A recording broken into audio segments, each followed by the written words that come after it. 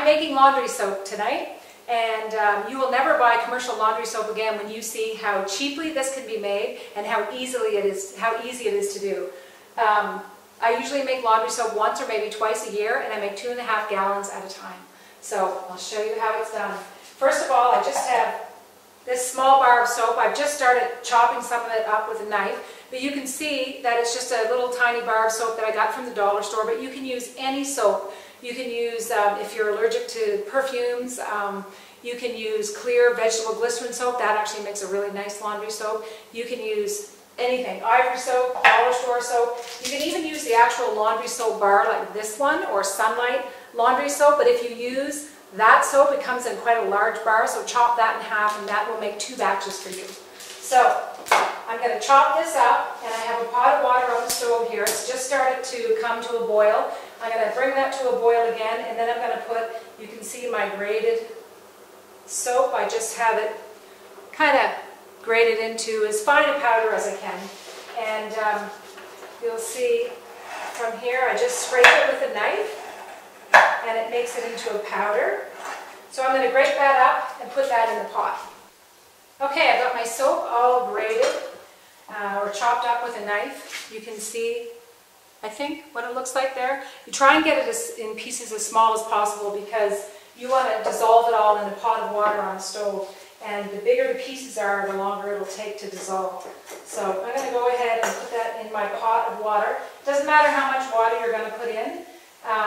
The pot, because we're going to top it up to 2.5 gallons anyway.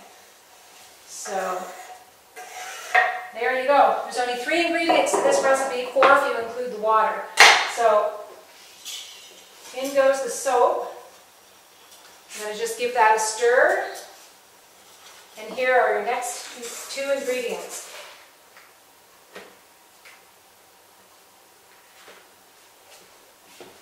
Borax. This can be found in your laundry soap aisle at the grocery store. That goes in the pot.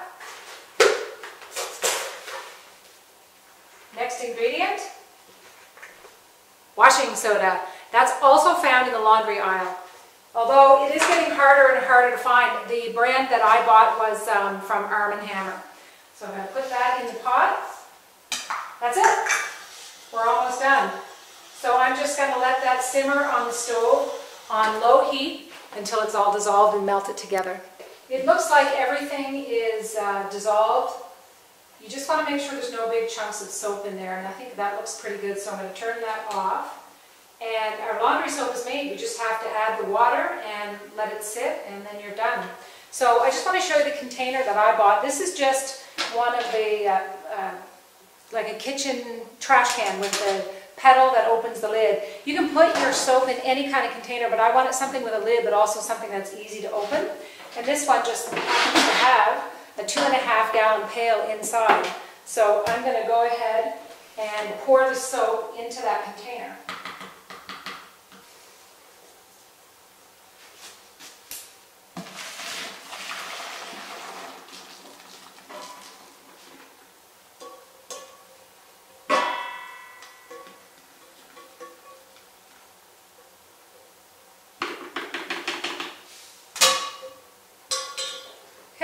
Now I'm just going to top this up with water.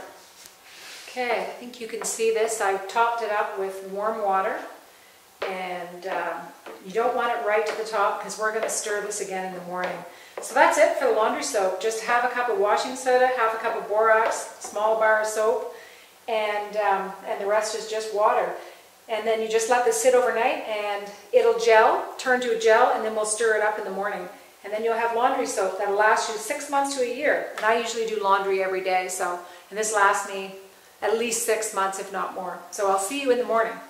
It's very, very thick and gelled, and I'm just going to give it one final stir, and then we'll be good to go. You'll have laundry soap for months. So I'm just breaking up the big chunks of gelled soap. Right down to the bottom, so that it's not too thick.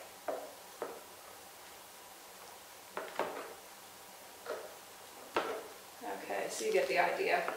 I give it a good stir. And I'll show you how much I use approximately per load. So you see this cup with a little scoop. I think the scoop came from a protein powder container. For a small load, I just do 1 scoop and dump that in the washing machine. For a large load, I would just use 2 of these scoops. And it works great. If you're a mechanic or you've got grass stains or blood stains or something really bad, you'll want to pre-treat it, but for everyday clothing and everyday wear, this works great. So I hope this recipe works for you. Go do some laundry.